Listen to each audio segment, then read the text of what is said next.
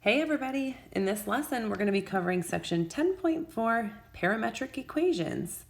In this video, I'm going to go over the concepts of parametric equations and I'm going to go through the algebra, but a lot of what we do in this section is going to be with the graphing calculator.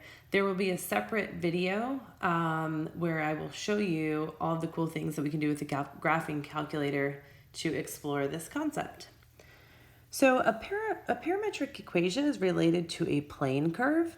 A plane curve introduces a third variable to create an ordered pair x and y.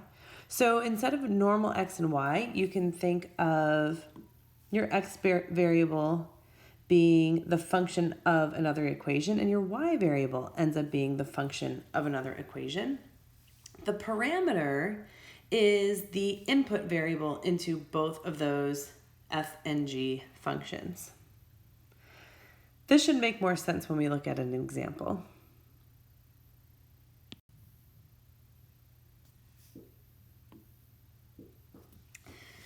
In this example, we want to think about an object being propelled at a velocity of 48 feet per second on an angle of 45 degrees. We can think about using this illustration. The black arrow represents the projection of this object, 48 feet per second at an angle of 45 degrees. And we can think about breaking this down into components, both a horizontal rate and distance, which I'm using red and X for, and a vertical rate and distance, which I'm using Y for. First, let's consider the horizontal rate.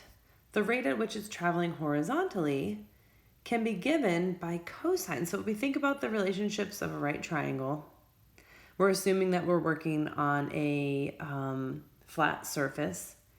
So the cosine of 45 is the adjacent over the hypotenuse, x over 48. We can simplify. Cosine of 45 is root 2 over 2. And we've simplified again to get x equals 24 root 2. So 24 root 2 feet per second is the horizontal rate of this object. And then if we want to think about the distance that it travels after a given time, we've got to introduce the time variable. Remember that we have this formula, distance equals rate times time. Well, we just figured out the rate in the last step. 24 root 2 is the rate times time. So there we go. We have an x variable that represents distance, 24 root 2 times time.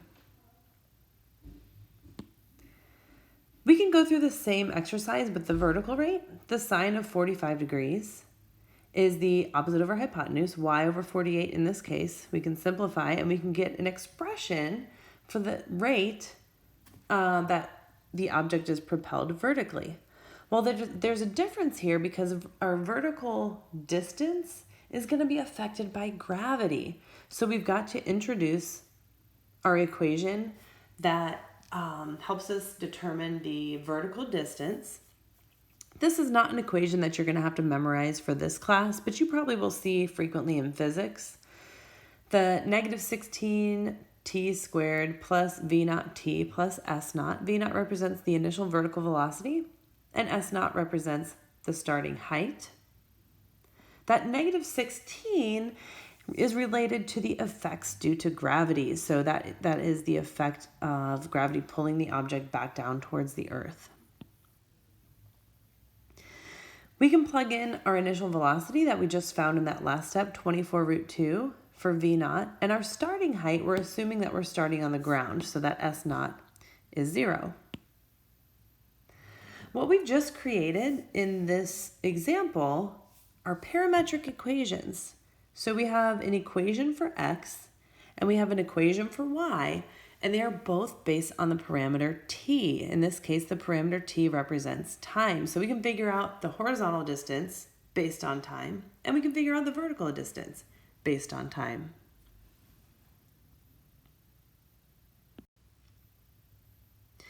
So if we want to think about graphing this object being propelled at a rate of 48 feet per second at a 45-degree angle, we have two methods of plotting this plane curve.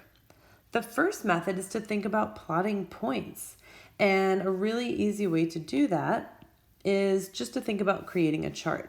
This is a little bit difficult to see, but Our input variable, our parameter, is time. And you can think about starting with t equals 0. And if you plug a 0 in here, you get 0 for x. And if you plug 0 here, you also get 0 for y. And then when we go to plot that, we're just going to be plotting the x and y values. So we have a point at 0, 0. And then we could think about plugging in 1 for time. And you can plug 1 into the equation for x and 1 into the equation for y and simplify, and you get the numbers 34 and 18. So we'll just say we have this point here, 34, 18.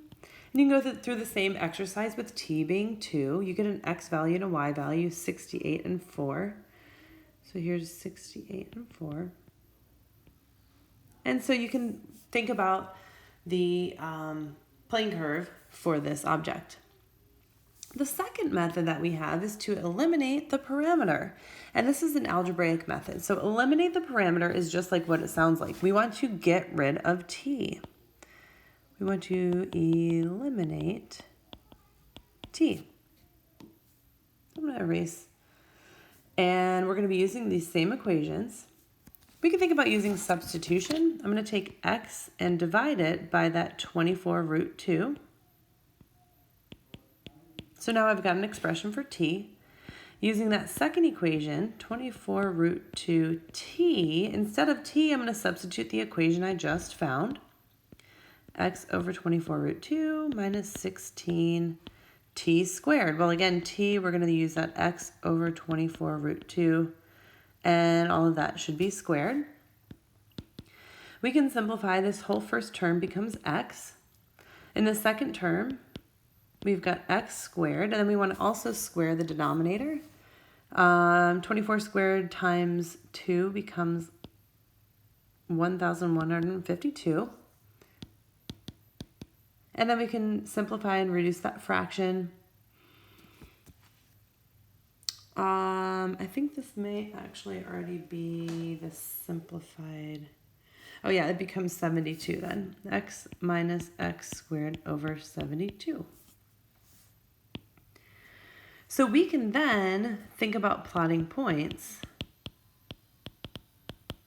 using this equation of a parabola, and we would end up getting the exact same curve that we got using the parameter t.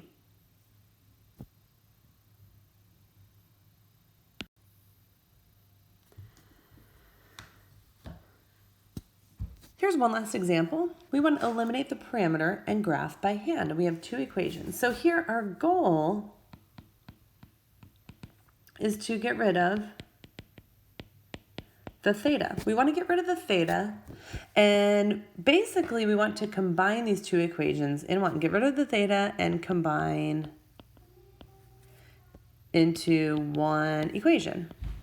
So we've got to get a little bit creative here. And the way that we're going to do this is we're going to go back and remember one of our trig identities. One of our trig identities says sine squared theta plus cosine squared theta equals 1. Well, if we take that first equation, x, divide by 3, we've got an expression for cosine theta. So if we square each side, x squared over 9 equals cosine squared theta, we can plug that into our equation over here. X squared over 9 is the same as cosine squared theta. And we can go through the same exercise with the y's. If we take y and divide by 4, it equals sine theta. So y squared over 16 equals sine squared theta. And now we can go over here and substitute y squared over 16. So what I've done is I've taken these two equations, I've written them as a single equation, and I've eliminated the parameter. I've eliminated the theta. What I've created is a rectangular equation that no longer has that third variable. And since we've studied conic sections, you should recognize that this is actually an equation of an ellipse. This is an equation of ellipse with a center 0, 0. In the y direction, we can think about traveling 4, 1, 2, 3, 4, 1, 2, 3, 4, because it's the square root of that denominator 16. And in the x direction, the square root of 9 is 3. We can think about traveling 3 in either direction from the center. So this parametric equation is actually the graph of an ellipse. That's it for this video. The rest we're going to look at with the graphing calculator.